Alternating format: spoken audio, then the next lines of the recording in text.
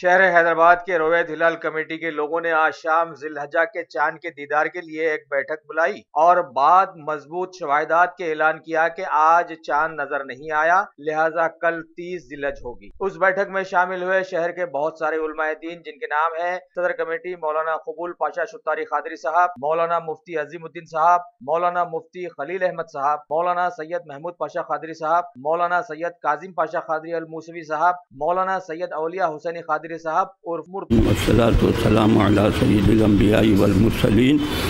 وعلى آلہ الطیبین الطاہرین واصحابہ الاکرمین اجمعین، اما بعد۔ ناظرین کرام، مرکزی رویت ہلال کمیٹی صدر مجلس علماء دکن کی جانب سے اعلان کیا جاتا ہے کہ ملک کے بیشتر حصوں میں مطلع ابر آلود رہنے کے باوجود چاند نظر نہیں آیا، لہذا کل